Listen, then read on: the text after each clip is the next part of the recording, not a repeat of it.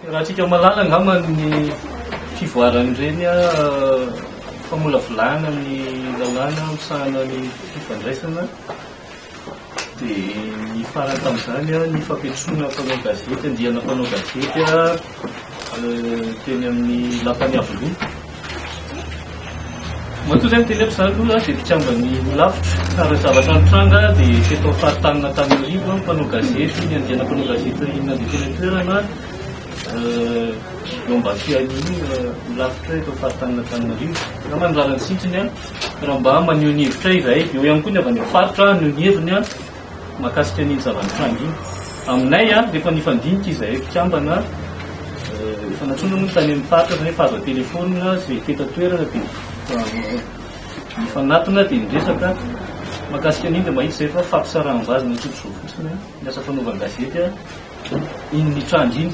Ny antony dia 1253 telo dimampolo fitonjato sy arivo ny mpanao gazety manana karatra professionnel, carte professionnelle. Raha olona 5 na 9 no natsoina hitrandrapa ho enoina ataonay fa tsy mahasolo tena tanteraka ny tontolo io zany dikan'izany fa nilikiliana ny olona sasany ary raha tsika malalana moa fa nisy olona lehibe zay vao tonga tamin'ireny zavatra ireny tao anatin'izany rehefa nisy ny karazana hoe memorandum izay natao ilazana ny metimety kokoa amin'ny kôdy.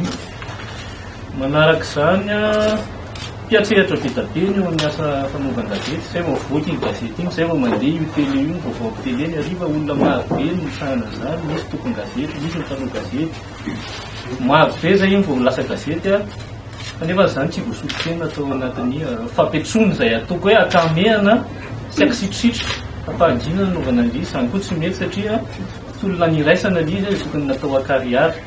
Amintsika zany dia fampisaraham-bazana ny fitondrana ny asa fanaovan-gazety ny zava-nitranga.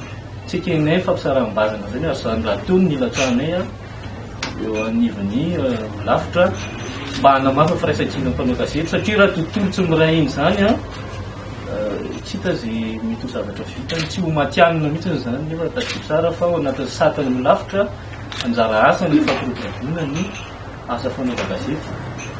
Faharoa manarak'izay izay moa tsy nanatrika fa ohatran'ny besin'ny maro any anarany zay mba eo anivony lavitra fa niaran-jery tele arivariva any an-trano zay vao mahafantatra hoe ve nisy an'izao zavatra zao.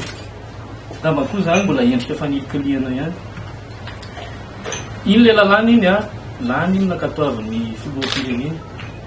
Tsy azy zay hoe aravondra iny lalàna iny rehefa raha antsika malala ny teny ny fianakavian'le iraisam-pirenena, ny teny ny organisation marobe iraisam-pirenena izay manara-maso akaiky asa fanaovan-gazety samy milaza daholo teo ny tena ny société civile samy milaza hoe tsy mety iny dia nakatoavin'ny filoham-pirenena.